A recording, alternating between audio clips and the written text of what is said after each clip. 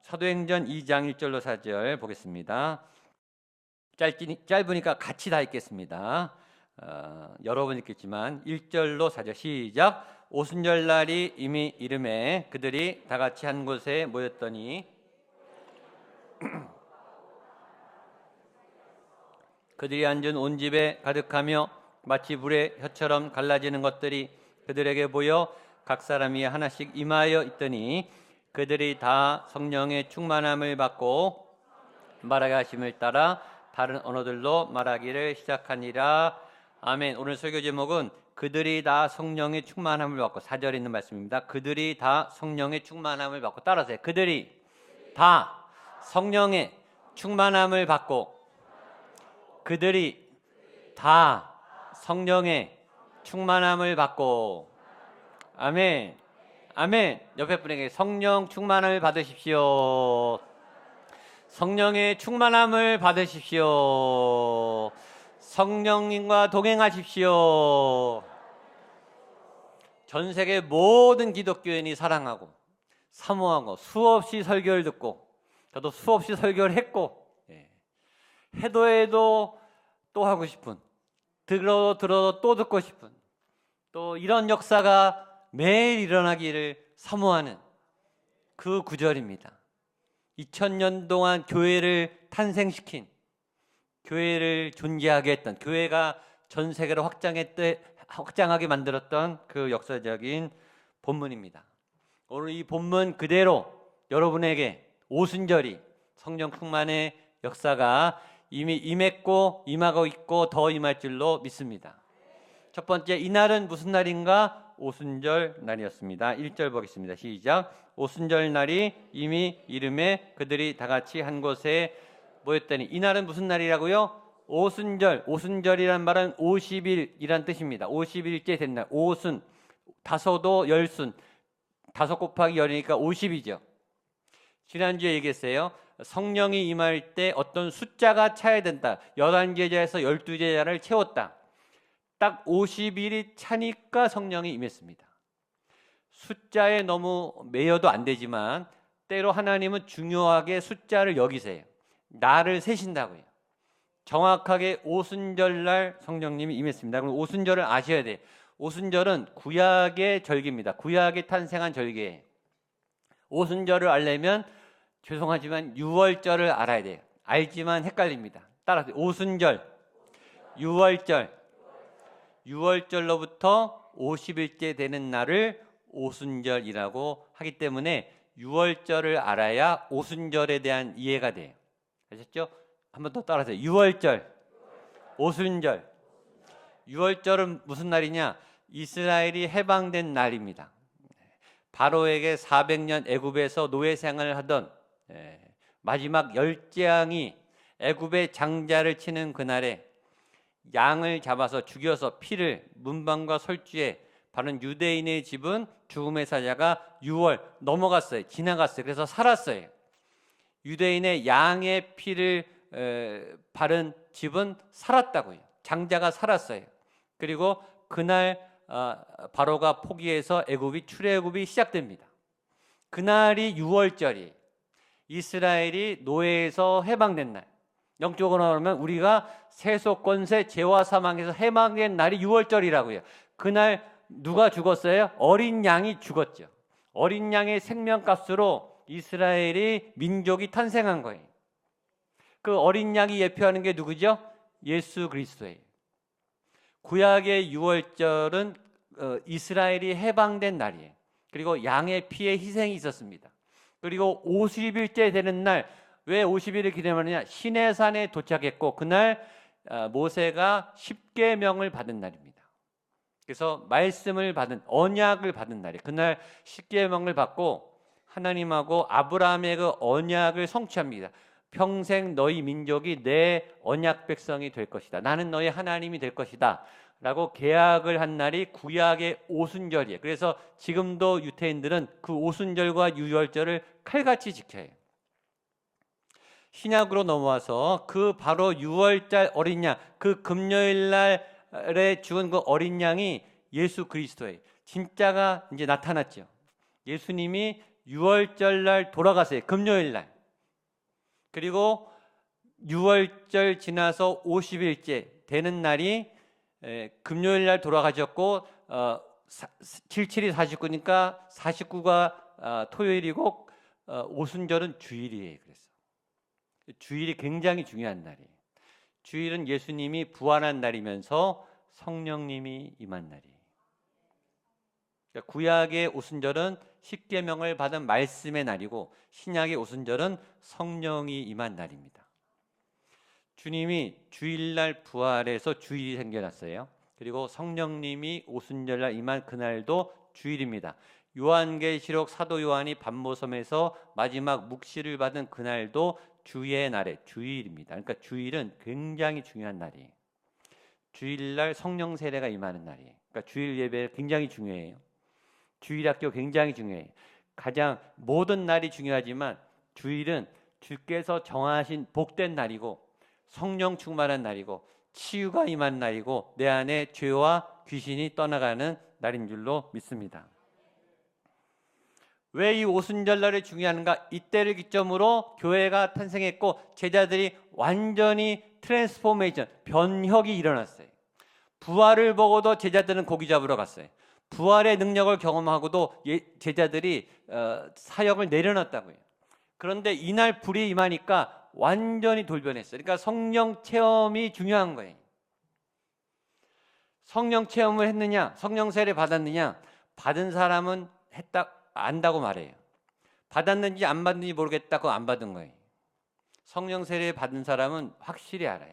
온 몸으로 체험하기 때문에 알아요. 구원 받았냐 못 받았냐, 구원 받은 사람은 구원 받았다고 확실히 말해. 그게 구원의 확신이죠. 구원의 확신이 없는 사람은 확신이 없는 거예요. 구원 받았는지 안 받았는지 모르는 거예요. 그러나 확실히 구원 받은 사람은 알아요. 나 구원 받았습니다. 나 지금 죽어도 천국 갈 수 있습니다. 그런 믿음이 여러분에게 있게 되기를 축복합니다. 성령 세례 똑같아요. 왜냐하면 그 성령의 체험이 나를 완전히 바꾼 내 경험이 있으니까. 내 삶이 그 다음으로 완전히 바뀌었어요. 성령 체험 받은 분들은 그 기점이 있다고요. 제자들도 완전히 바뀌었어요. 두려움에 공포에 떨어서 몰래 숨어서 기도하던 마가의 다락방에 숨어서 로마 군병에 잡힐까 주저했던 이 사람들이 그날 밤 이후로 세상으로 뛰쳐나가서 복음을 전해. 로마 군이 죽이든 말든 상관없이. 그러니까 죽음을 두려워하지 않게 완전히 변했어요. 얼음장처럼 냉랭하고 차가웠던 사람들이 이 눈물이 나고 마음이 따뜻해져요. 막 변합니다. 저도 굉장히 냉정한 사람이에요. 굉장히 차가운 사람이고 좀 말하는 거 굉장히 싫어해요. 제가 제일 두려워하는 게 남 앞에서 말하는 거예요. 전 듣는 걸 좋아해요. 근데 완전히 제가 바뀌었어요. 제가 막 강단에서 막 뛰고 춤도 추고 그러거든요. 제가 이렇게 변할 줄은 저도 몰랐어요. 자기만 알던 이기적인 사람이 성령의 불을 받으면 아픈 사람, 가난한 사람, 힘든 사람을 보고 눈물을 짓고 자기 돈을 쓰면서 도와주는 그 이웃을 향한 사람이 돼요. 이타적인 사람으로 바뀐다고요. 도대체 그 성령 체험이 뭐길래, 그 성령 하나님을 만나면 어떻게 변하길래, 그 시간 속으로 같이 들어가겠습니다. 자, 언제 임했는가? 한 곳에 모였을 때 임했습니다. 1절입니다. 시작. 오순절 날이 이미 이름에 그들이 다 같이 한 곳에 모였더니, 따라서 그들이 다 같이 한 곳에 모였더니, 아멘. 모일 때 성령이 임합니다. 물론 개인적으로 기도하다가 성령 체험을 한 분도 많아요. 그러나 예수님은 두세 사람이 내 이름으로 모인 곳에 나도 그들과 함께 있다. 우리 모일 때 주 성령 임하리. 여러분의 구역 모임에서 가족 간의 식사 모임 또 가족 예배 그 가운데 성령의 은혜가 있게 되기를 축복합니다. 그래서 모여야 돼요. 자꾸 만나고 모이고, 모여서 세상 얘기하지 마시고 교회에서 모였으면 예수님 얘기하고 또 믿음 얘기하고 죄에 대해서 얘기하고 기도 제목을 얘기하는 그런 모임 중에 성령이 임할 줄로 믿습니다. 교인끼리 만나서 딴 얘기하지 마시고 뭐 스포츠 얘기, 뭐 세상 얘기하지 마시고 은혜 나누시기를 축복합니다. 그런 분위기가 되는 교회가 건강한 교회. 교인끼리 만났는데 하나님 얘기라는 게 어색한 교회가 있어요. 교인들끼리 만났는데 세상 얘기하는 게 너무 자연스러운데 예수님 얘기하고 나 기도 제목 있어 이러면 분위기가 썰렁해지는 교회는 굉장히 병든 교회예요. 신앙 얘기를 하는 게 어색한 모임. 그런 모임은 가지 마세요. 여러분이 모이는 그 자리에 성령이 충만하고 예수님 얘기가 충만하고 눈물과 가슴과 또 탄식과 또 위로의 모임이 있는 그런 공동체가 되기를 축복합니다. 자, 두 번째 호련히 성령님이 임했다 그랬습니다. 2절입니다. 시작. 호련히 하늘로부터 급하고 강한 밭 같은 소리가 있어 그들이 앉은 온 집에 가득하며 호련히 따라서 호련히 불특정된 시간에 알 수 없는 임의 어느 순간에 그게 호련히 성령님은 호련히 임하세요.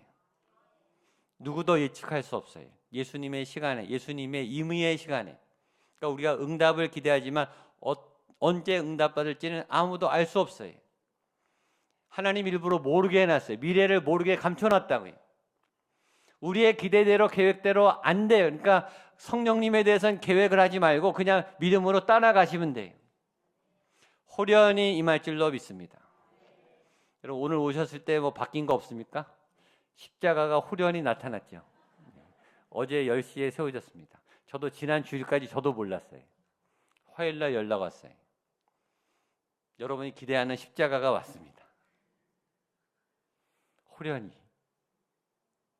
기대도 안 했는데 금년에 저희가 3월에 리모델링을 시작했습니다. 원래 재작년부터 증축을 계획했어요. 그 증축 허가까지 받았어요. 예산이 너무 많이 나오고 공사 기간이 너무 길어서 저희가 리모델링으로 바꿨습니다. 그리고 업체를 선정해서 원래는 재작년부터 하려고 했던 그 시간이 하나님이 금년 3월에 하나님이 정하셨고 금년 8월 중순에 끝났습니다. 누구도 언제 시작될고 언제 끝날지 아무도 몰랐어요. 그건 하나님의 시간에 가능한 겁니다. 하나님이 시작하시고 하나님이 끝내세요. 그래서 알파와 오메가의 하나님입니다. 저희 교인 아시신 분은 아시는데 제가 2013년 12월 초까지 구리에 목양교회가 있는지 몰랐습니다. 제가 2014년에 부임했는데 2013년 12월 초까지 구리에 목양교회가 있는지 몰랐어요. 저는 목양교회 이력서 내고 담임 목사가 된 게 아니에요. 저는 그때 방주교회 담임 목사 최종 후보에 올라가서 기다리고 있었어요. 오늘이렇게 14년이 됐고 이지원 목사님 새로 오셨고 3년 동안 이지원 목사님 이제 새로운 목회를 해야 되니까 내가 자리를 비켜드려야 되겠다. 그래서 또 나오기 싫었지만 이제 담임을 나가야 되겠다. 그래서 기도하고 방주교회 방배동의 방주교회 최종 후보에 들어가서 그거 기다리고 있었습니다. 그런데 12월 9일 날 한 장로님이 저에게 전화를 했어요. 목양교회 장로님이. 그래서 목양교회 와서 설교를 해주실 수 없느냐. 그래서 제가 지금 방주교회 최종 후보로 돼 있기 때문에 제가 갈 수 없습니다. 제가 노했습니다. 장로님이 혹시 거기가 안 되시면 목양교회에 대해서 한번 생각해 달라고 하고 끊으셨어요. 제가 안 되면 안 된다고 얘기하겠다 그랬습니다. 근데 안 됐어요. 그랬더니 12월 29일 날 주일 설교를 하러 오라는 거예요. 3주 후에 12월 29일에서 주일 설교를 했습니다. 그리고 그날 목양교회에서 공동회를 했고 제가 담임 목사로 결정돼서 다음 1월 1일 날 송구영신 예배부터 제가 여기 온 거예요. 저도 여기 올 줄 몰랐어요. 저희 교인 목양교회 모든 교인들도 제가 갑자기 그날 나타날 줄 몰랐죠. 그게 후련입니다. 누구도 생각하지 않은 하나님의 때, 하나님의 방법으로 하나님의 사건이 벌어지는 거예요. 그게 후련입니다. 그리고 왜 후련인가? 시계가 없었거든요. 그날, 그렇죠? 그리고 누구도 시계를 보지 않은 거예요. 왜 시계를 안 봤을까요? 밤새 철야 기도했으니까. 하나님께 몰입했으니까. 나를 잊어버리고 문제도 잊어버리고 두려움도 잃어버릴 만큼 성령이여 임하소서. 하나님, 우리가 하나님이 안 오시면 죽습니다. 목숨을 걸고 눈을 감고 밤새 몰입해서 기도했으니까 그 응답 시간을 알 수 없는 거예요. 그러니까 나를 잃어버릴 만큼 아주 몰입해서 하나님이 앞에 빠져드는 그 어느 순간이 하나님이 임하는 결정적인 순간이 됩니다. 그 호련히의 역사가 여러분에게 일어나게 되기를 축복합니다. 그 다음에 호련히 어디로부터? 하늘로부터예요. 2절 같이 한 번 더 보겠습니다. 시작. 호련히 하늘로부터 급하고 강한 바람 같은 소리가 있어 그들이 앉은 온 집에 가득하며. 따라서 호련히 하늘로부터. 호련히 하늘로부터. 하늘로부터. 무슨 말이죠? 내가 하는 게 아니라는 거예요. 내 마음대로 되지 않는다는 거예요. 내 계획대로 내 능력으로 되는 게 아니라 하나님이 풀어줘야 되는 거예요. 수동태예요. 믿음은 수동태. 응답을 주셔야 오는 거죠. 이루셔야 이루어지는 거죠. 내가 떼쓴다고, 내가 협박한다고, 내가 굶는다고, 기도 많이 한다고 되는 게 아니라 하나님이 하늘문을 열어주셔야 돼요. 하늘로부터 오는 거예요.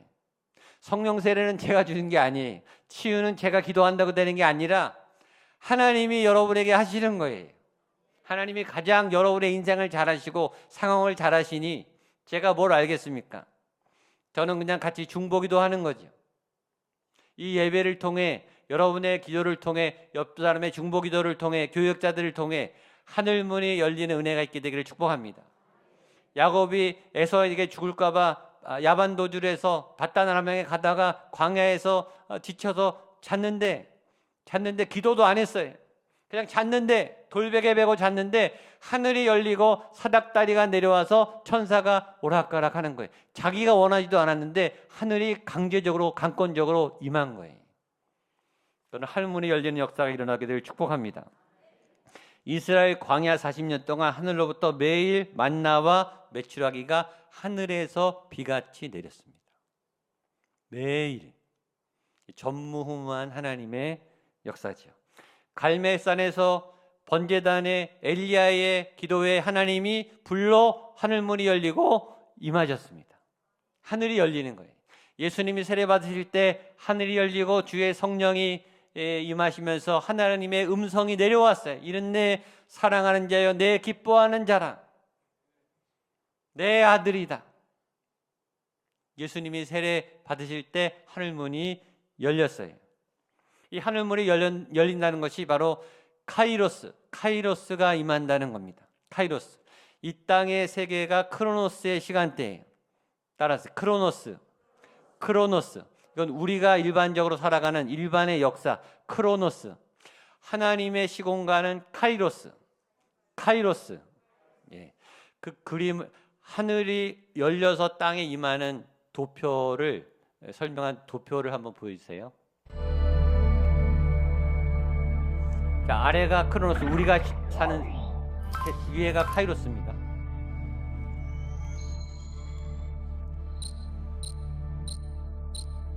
저 하나님의 저 파워랑 저렇게 내려오는 거예요. 지금 이 자리가 그런 자리가 될 줄로 믿습니다. 한 번만 더 보여주세요. 자, 우리가 이 밑에 하얀 면에 살고 있어요. 이제 하나님의 차원에서 카이로스가 믿음의 사람을 통해서 하늘이 열리고 내려오는 거예요. 이 그림을 머리에 잘 새기세요. 아셨죠? 자, 하나님의 카이로스의 공간에 몇 가지 특징이 있습니다. 첫 번째는 시간이 재배치돼요. 이 땅은 시간의 절대적 지배를 받습니다. 시간을 못 거스르죠. 그렇죠? 그러나 하나님의 시공간은 하루가 천년 같고 천년이 하루 같아요. 시간 개념을 초월합니다. 아까 기도했지만 예수님이 2000년 전에 죽었지만 그 구원의 은혜가 시공간을 넘어서 오늘 우리에게 구원이 임하는 거예요. 치유가 임한다고요. 제가 20살 때 성령세를 받았어요. 그리고 신학교를 가게 됐어요. 어제처럼 생생해요. 다 설명할 수 있어요. 그 감격과 그 뜨거움을 잊을 수가 없어요. 제가 목양교회 위임 목사 위임 받았던 그때 10년, 12년 전 지금도 생생하다고요. 어제 같아요. 그러니까 하나님의 카이로스의 시간은 이 인간적인 시간 개념을 넘어서는 거예요. 첫 번째, 시간이 재배치돼요. 그러니까 시간을 초월해요. 두 번째는 이 땅의 물리적 법칙이 초월됩니다. 무슨 경험적, 과학적, 생물학적, 의학적 법칙을 초월해. 왜냐하면 하나님의 시공간이니까. 이 땅의 자연 질서와 법칙이 있어요. 이건 만유인력과 중력의 법칙이에요. 생물학의 법칙이죠. 자연 질서의 법칙이에요. 지구가 돌고 우주가 돌고 태양계가 있고 모든 이 순환의 법칙이 있어요. 그걸 밝히는 게 과학이죠. 심리학이에요. 그러나 하나님의 카이로스 시공간은 그거를 초월해. 그러니까 기적이 일어나는 거예요.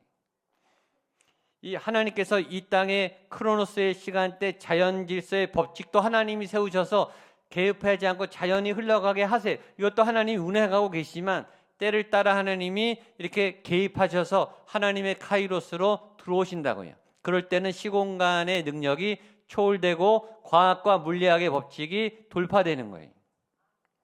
그 다음에 세 번째는 오랜 시간보다 강력한 영적 임팩트가 중요해요. 얼마나 강력한 영적 체험이 있었는가, 영적 역사가 있었는가. 그러니까 교회를 오래 다닌 것보다 강력한 임팩트가 체험이 있어서 내 인격이 바뀌고 내 죄가 끊어지는 경험이 있어야 돼요. 모태신앙이 꾸준하지만 뜨겁지가 않은 거는 그 체험이 없어서 그래요. 모태신앙에다가 그 체험이 있으면 강력하게 되겠죠. 그러니까 그런 체험을 사모하세요.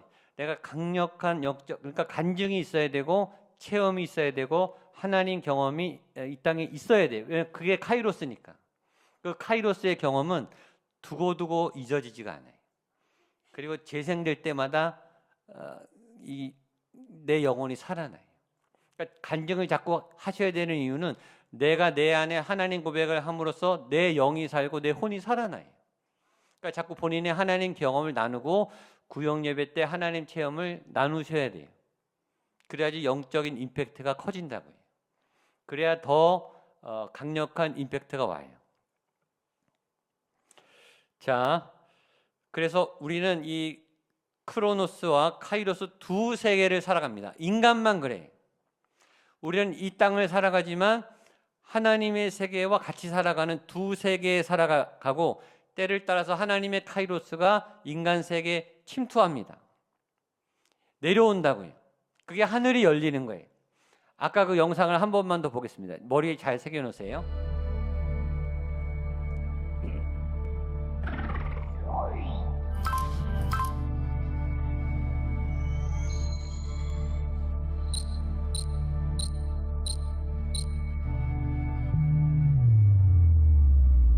예, 스톱. 거기 스톱해보세요. 스톱해보세요. 내려오죠? 스톱해보세요. 저 사람, 화면. 저 말고 화면.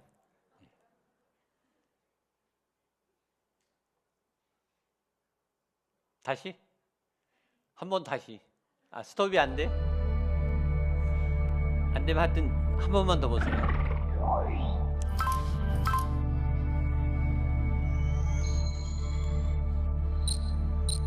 이 그림을 머릿속에 기도할 때 계속 기억하면서 기도하세요.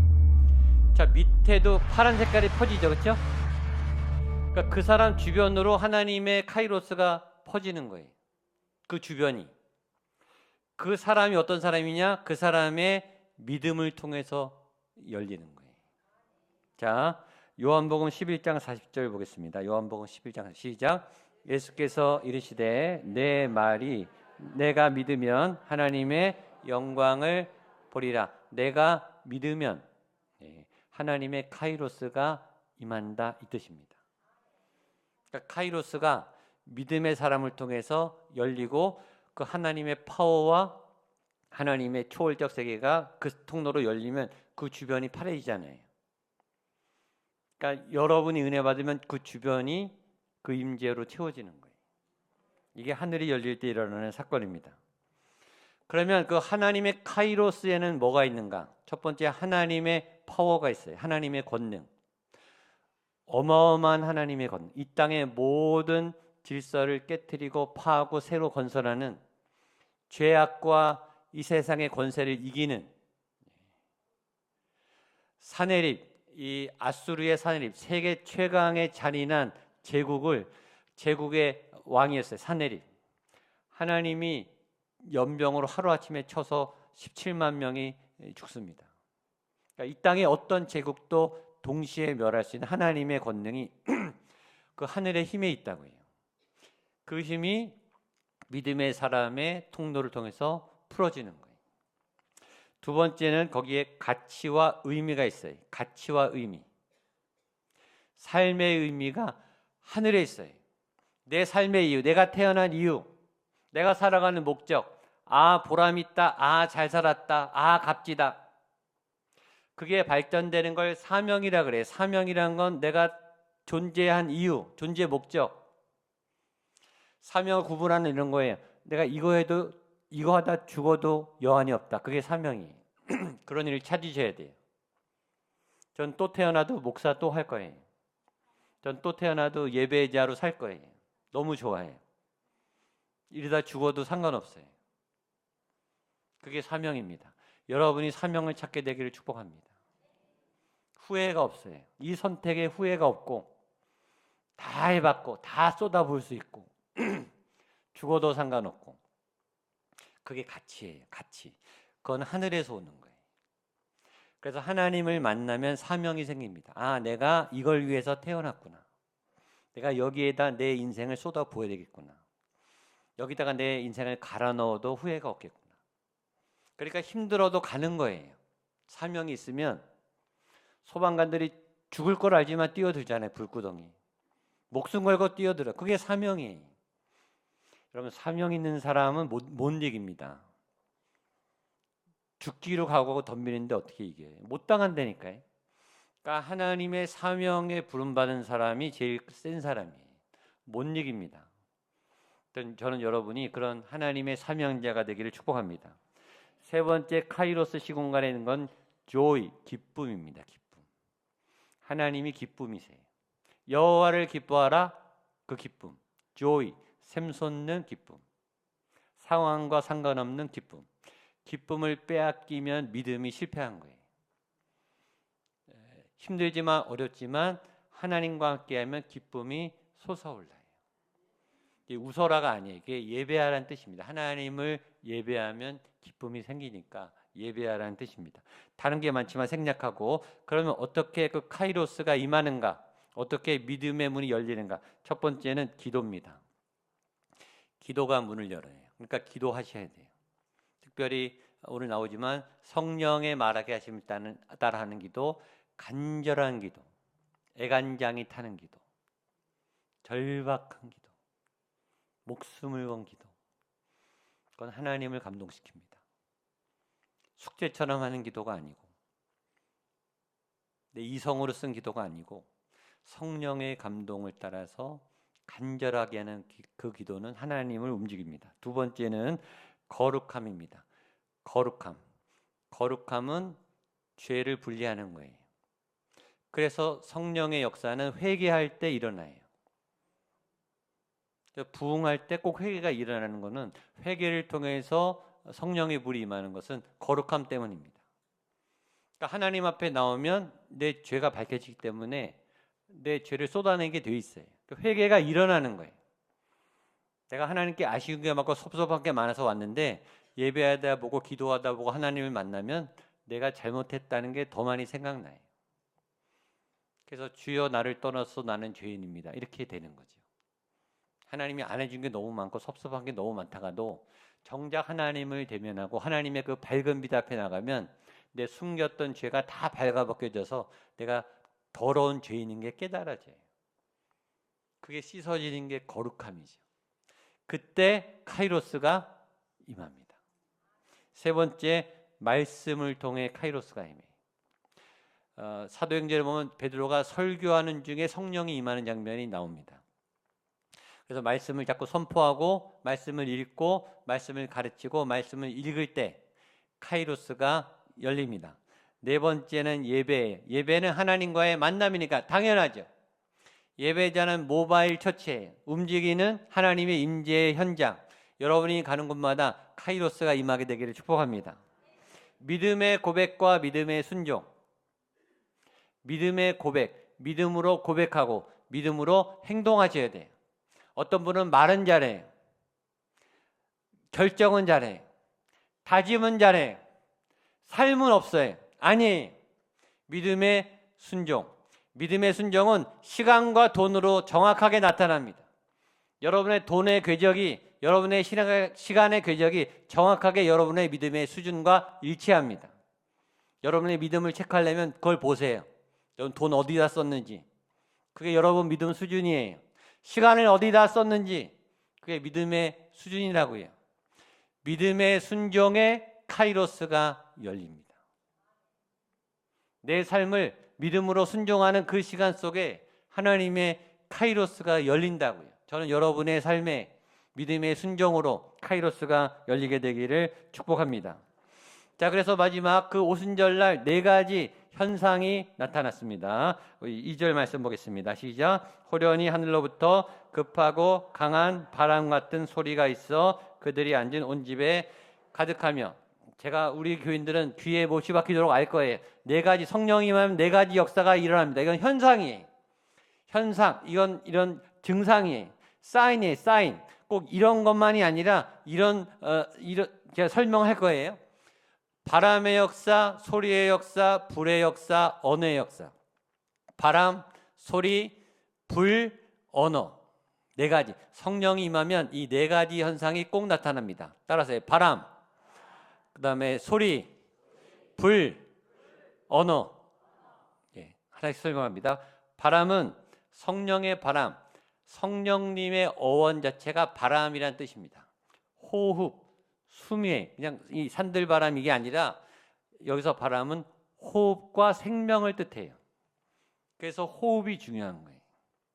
전에도 말했지만 호흡은 육체적 폐 활동이면서 심리적 긴장하면 심호흡하라 그랬잖아요. 그렇죠? 호흡이 안정되면 긴장이 풀어져요. 정신과 가면 의사들이 호흡하라 그래요. 심리학적으로도 안정이 되는 거예요. 호흡을 안정되게 하면 마음의 병이 사라집니다. 그러니까 호흡만 잘하셔도 돼요. 제가 기도할 때 그랬죠. 호흡만 잘해도 성령님이 임합니다. 그러면서 호흡은 영적 활동이 생명이 왔다 갔다 하잖아요. 호흡을 통해 내 생명이 왔다 갔다 하기 때문에 호흡은 육체적 활동이면서 혼의 활동이면서 영의 활동입니다. 그래서 성령이 임할 때 바람이 불어요. 숨을 쉬게 된다고요. 세상은 죄로 숨이 막혀요. 인생은 고난으로 숨이 막힌다고요. 숨을 못 쉬겠어요. 어디 가도 답답하고 꽉 막혀요. 다 나한테 태클을 걸어요. 다 내가 안 되기만을 기다려요. 내가 잘 될 때 정말 좋아하는 사람이 몇 없습니다. 잘 되면 다 시기 질투합니다. 세상은 질식할 것 같아요. 죄악이 관영합니다. 하나님의 성령으로 예배가 회복되면 숨이 쉬어져요. 바람이 분다고요. 이게 첫 번째. 일단 숨통을 틔워주세요. 그 다음에 두 번째, 소리가 났습니다. 소리는 말씀이죠. 나는 소리요, 빈들에서 외치는 소리요. 하나님이 말씀이고 하나님이 소리로 임하십니다. 소리가 우리의 영혼 몸을 깨우죠. 또 믿음은 들음에서 나요. 하나님의 소리가 우리를 살아나게 해요. 말씀의 양식을 먹어야 우리가 살죠. 어거스트 러시라는 영화에 보면 아이가 천재 기타리스트인데 작곡을 해요. 근데 작곡을 어디서 하느냐? 자연에 나가서 기타를 들고 바람 소리를 들으면서 작곡을 해요. 꽃잎을 보면서 리듬을 만들어요. 길거리에 아이들이 깔깔거리는 웃음소리를 들으면서 가사를 써요. 연주가 기가 막혀요. 그러니까 세상은 소리들로 가득 차 있죠. 그러나 생명의 소리, 하나님의 소리, 말씀의 소리, 우리가 따라가는 소리에 영향을 받습니다.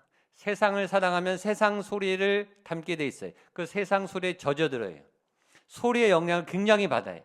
음악 굉장히 강력하죠. 리듬 굉장히 강력해요. 좋은 소리를 따라가면 좋게 바뀝니다. 나쁜 소리를 따라가면 나쁘게 바뀌어요. 하나님의 소리를 따라가게 되기를 축복합니다. 세 번째는 불입니다. 불 3절 보겠습니다. 시작. 마치 불의 혀처럼 갈라지는 것들이 그들에게 보여 각 사람 위에 하나씩 임하여. 한 번 더 읽겠습니다. 시작. 마치 불의 혀처럼 갈라지는 것들이 그들에게 보여 각 사람 위에 하나씩 임하여 있더니. 성령의 불, 이렇게 말하죠. 성령이 불같이 임한다. 불은 아니지만 불같이 임해요. 불은 크게 여러 가지지만 첫 번째는 능력을 말합니다. 불은 권능을 말해요. 힘, 파워. 이 산불 나면은, 이 캘리포니아 산불 나면 어마어마한 이 화력이 어마어마합니다. 화산이 하나만 터져도요, 지구 생태계가 교란이 돼요. 불은 강력한 거예요. 그러니까 강력한 하나님의 권능, 내 삶의 모든 틀을 깨는, 내 삶의 쳇바퀴를 깨는 강력한 역사, 드라이브가 걸리고 힘이 나고 새 힘이 솟아나는 하나님의 능력, 성령의 불을 받게 되기를 축복합니다. 두 번째 불의 능력은 소멸하는 거예요. 하나님의 불은 하나님은 소멸하는 불이시라. 죄를 다 태워요. 어둠을 다 태워요. 재난과 저주를 다 태웁니다. 여러분의 과거를, 끔찍한 과거와 현실을 다 태우시기를 축복합니다. 이 밤에 다 태워지기를 축복합니다. 모든 암종도 다 태워지기를 축복합니다. 하나님은 소멸하는 불이시라. 주여 태우소서, 태우소서, 멸하소서, 녹이소서. 세 번째 불은 사랑이에요. 불같은 사랑, 불붙는 사랑. 그 사랑은 죽음보다 강합니다. 제가 가정사역이 전공이거든요. 두란노하고 온누리교회에서 가정사역을 했는데 특히 3040 부부학교를 많이 했어요. 1박 2일로 가요. 토요일 날 가서 아이들 다 데리고 젊은 부부 40대들이 젊은 부부 한 40, 50쌍이 1박 2일로 갑니다. 아주 좋은 수련장에 가요. 그리고 좋은 거는 아이들을 다 봐줍니다. 그러니까 아기 돌봄팀이 있어요. 그러니까 부부가 자녀 양육에 지쳐 있다가 아이를 따로 띄니까 부부끼리 이제 데이트를 하는 거예요. 5주 동안. 다 회복이 돼요. 얼마나 좋은지. 그래서 그 젊은 부부 학교의 타이틀이 뭐냐면 다시 떠나는 신혼여행이에요. 진짜 신혼여행 하듯이 오고 마지막 주에 결혼식을 다 시켜줍니다. 다 울어요. 부부들은 아이가 떨어지니까 이제 살아나는 거예요. 아이 안 보니까. 양육의 왜냐면 결혼하고 아이가 나는 순간부터 아빠 인생, 엄마 인생 이제 끝나잖아요. 아이를 위한 인생으로 가잖아요. 정신없이. 부부관계가 소원해지죠. 근데 애들은 또 너무 신나요. 애들끼리 있으니까. 집에서 못 먹게 하는 라면, 뭐 이렇게 젤 이런 거 막 주니까 더 신났어요. 애들은 애들끼리 행복하고 부부는 부부끼리 행복한데 그 시간에 이런 시간을 줘요. 부부끼리 똑바로 쳐다보고 눈을 1분 동안만 정면으로 눈으로 얘기를 해봐라. 아내 얼굴을 보고 남편의 얼굴을 보고 눈을 똑바로 1분만 바라봐라. 그러면요 대부분 10초 내로 다 웁니다. 다 울어요. 직장 때문에, 자녀 때문에, 사회생활 때문에 힘들었던, 육아 때문에 힘들었던 그걸 다 제껴놓고 아 내가 이 남편 보고 결혼했지. 이 아내가 내 애를 낳았지. 미처 못 돌봤던 사랑의 시선이 교환되자마자요 그냥 눈물이 쭈르르 흘러요. 사랑이 회복되는 거죠. 그러니까 너무 바쁘게 살아서 제일 소중한 사람을 돌볼 시간이 없어요. 제일 소중한 사람인데 제일 함부로 해요. 하나님은 사랑이십니다.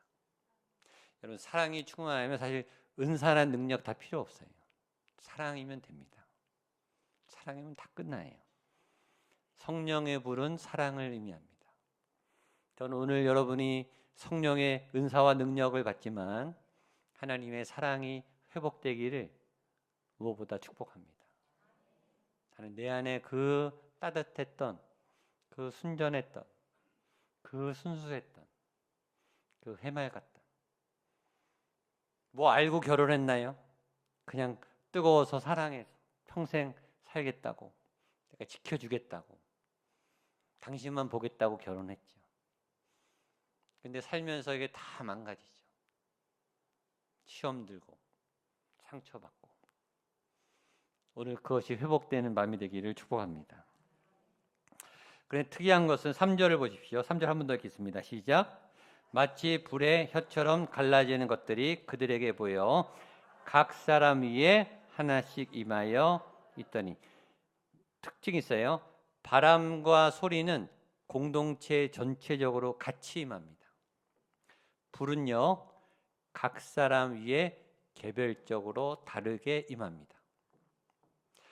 공동체에 같이 주는 은혜가 있고요. 개별적으로 다르게 해주시는 은혜가 있습니다.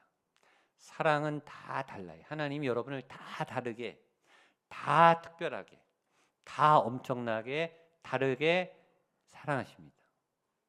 그리고 여러분에게 능력도 다 다릅니다. 은사가 다 달라요.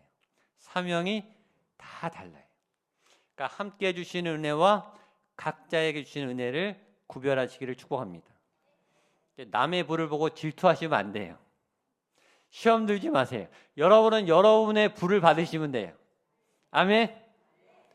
그분은 그분의 불을 받으면 되고 나는 나의 불을 받으면 되는 거예요. 거기 신경 쓰다가 내 불 꺼져요. 내 불을 지키세요. 기름을 채워라 계속 타게. 불을 꺼뜨리면 안 돼요. 자, 마지막 다음 주에 계속하겠지만 4절입니다. 시작. 그들이 다 성령의 충만함을 받고 성령의 말하게 하심을 따라 다른 언어들로 말하기를 시작하니라. 아멘. 성령이 임하면 언어가 바뀌게 된다. 이게 방언이. 방언은 이상한 나라 말을 하는 게 아니라 언어가 바뀌는 거예요. 생명의 언어로 바뀌는 거예요. 하나님의 언어, 살리는 언어, 희망의 언어로 바뀌는 거예요. 죽겠다, 안 된다, 못 된다, 무섭다, 두렵다, 도망가자, 이생망이다. 그런 저주스러운 말, 한탄의 말만 하던 내 입술이 소망의 말을 하는 거예요. 잘 된다, 할 수 있다, 해보자, 하면 된다. 하나님이 함께 하신다. 나의 미래에 소망이 있다. 나는 잘 될 거다. 나는 구원 받았다. 내 안에 예수의 권세와 능력이 있다. 말로 선포하세요. 언어가 바뀌어야 돼. 다음 주에 중요하니까 이어서 한 번 더 하겠습니다. 여러분의 입술에 긍정의 말, 희망의 말, 칭찬의 말, 생명의 말을 담게 되기를 축복합니다.